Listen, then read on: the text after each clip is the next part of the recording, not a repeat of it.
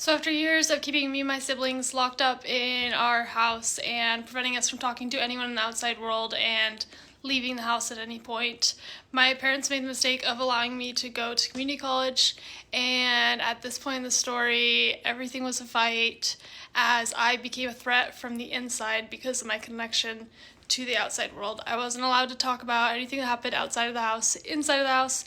I wasn't allowed to bring anyone from outside the house, inside the house, and I wasn't allowed to take anyone from inside of the house outside of the house. Like, I remember a major argument right before I did leave being about me wanting to take my sister, who was 17, turning 17, to go get ice cream for her birthday. She wasn't allowed to leave. And I was allowed to leave, but I became a threat as I did so because of my contact with the outside world.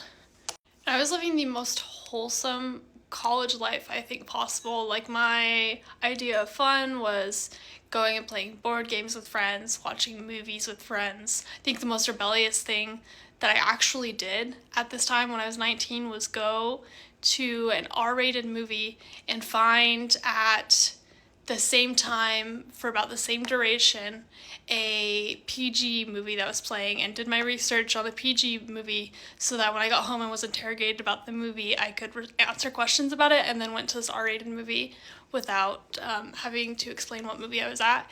And so super wholesome. I was not doing anything that should raise any alarm bells for anybody. And I was fighting the whole way to just keep building this.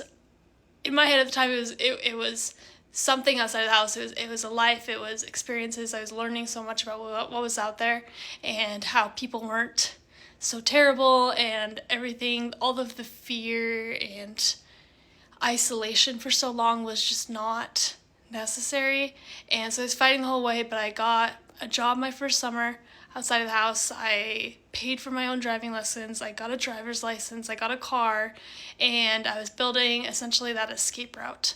And the strange thing about my parents' behavior during this 1 year period where I was out of the house but still living at home was, I'm not an only child. Like, there was 10 younger siblings, even as young as 1 year old, that they had to manage and to raise and to take care of and to homeschool, and they had time somehow with all of that to do things like sit outside my work and see, like, I had no idea they were out there, and sit outside of my work and follow me afterwards and see where I was going, or to go see if I said I was at a Chick-fil-A for lunch, go see if I was actually at Chick-fil-A, and to follow up and text me the entire time I was out of the house, asking for pictures of what I was doing, the names of the people I was with, and just, I don't know how they had the time for that, and I don't know why they felt the need to do that, besides the fact that I was a threat to their control, and I was a threat on the inside, like I said.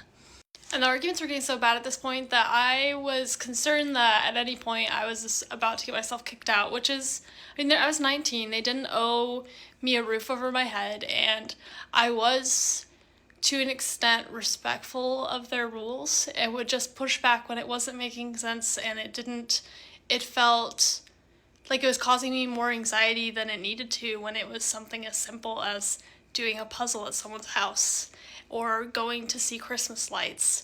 And so there were 3 arguments that were the precursor to the breaking point for me. I remember one was towards the end. It was about, we didn't go to church, but they were still enforcing, like, we had to read the Book of Mormon, we had to do this and that and this, and learn all about the Mormon church. And I said that I just didn't really have an interest in it anymore, and that escalated into a bigger argument where I just said it's not true, like, I don't believe in the church. And that got my laptop taken away, and I had to go to the school library and log into a computer there and restart all of my homework and try to get that submitted because it was due that night. And I thought that was going to be a night that I wasn't going to go home, but then I did. And then another argument was leading up to my 20th birthday. I had plans with my friends that my mom was upset that I had any plans to celebrate with my friends because my birthday, she would say, is more important to her than it is to me because it was the day that she became a mom. So it was important that I stay and I celebrate with her. And I said, that's great. Let's have my friends over for dinner. They would have a great time. And that didn't go well, and I knew it wouldn't, and it led to a big argument, and it led to me saying, well, if we don't have anything to hide, why is nobody allowed in the house? And I got kicked out for a couple hours on that one until I came back very apologetic and apologized and said, I don't know why would I even suggest that. And my birthday's in March, and it's 2020 at this point. So shortly after that argument, my parents woke me up one Saturday morning. It's right after things are starting to look not good for COVID, but haven't completely been shut down yet. My classes are still in person. The state hasn't closed down any businesses yet, anything like that. Woke me up and told me that I really shouldn't be spending any time outside of the house anymore. And that was coming for everybody very soon, but it wasn't at that point yet for the state. And I panicked because there was no way I was going to be able to go back to the way things were before I started college, and I had no idea how long this was going to last, and I could not spend more time in my house like that. So I packed up all of my stuff, I put it in my car, I went to work, and I remember sitting in the warehouse at work and just crying for my entire shift. And after work, going with my boyfriend, trying to talk to him about what I should do. His parents had told me weeks ago, because they knew the dynamics of my family, that if I ever needed a place to stay, if I ever got kicked out, if I ever needed an escape, if I ever needed a safe space, they were there.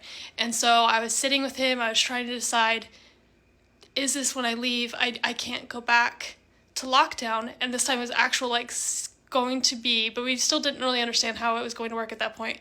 But it wasn't looking good.